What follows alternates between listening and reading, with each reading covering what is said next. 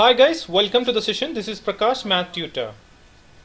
Let's solve the trigonometric identity which I have written on the whiteboard.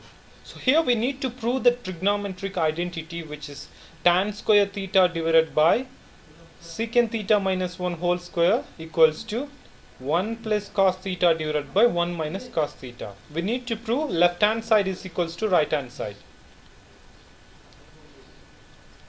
Let me write the trigonometric identities which we are going to use in this question. So the basic trigonometric identities. The first one is the tan square theta. Tan square theta can be written as a secant square theta minus 1, because secant square theta minus tan square theta is 1, and then secant theta can be written as 1 by cos theta. So now let's take LHS and prove that left hand side is equals to right hand side.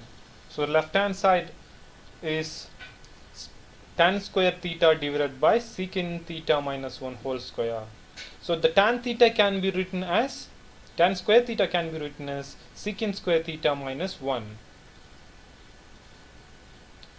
So in numerator is in the form of a square minus b square, so we can write it in the form of a plus b into a minus b. So secant theta plus 1 divided by secant theta minus 1 whole square. So now we have secant theta minus 1 in both the numerator and denominator, so just cancel that out and we come up with a secant theta plus 1 divided by secant theta minus 1. Now just substitute secant theta as 1 by cos theta. So if you do that, we'll get 1 by cos theta plus 1 divided by 1 by cos theta minus 1. Now take LCM and simplify this. We'll get 1 plus cos theta divided by cos theta whole divided by 1 minus cos theta divided by cos theta. So here the cos theta cancels out and we have just 1 plus cos theta divided by 1 minus cos theta, which is nothing but the right hand side. So hence left hand side is equals to right hand side. So hence it proved.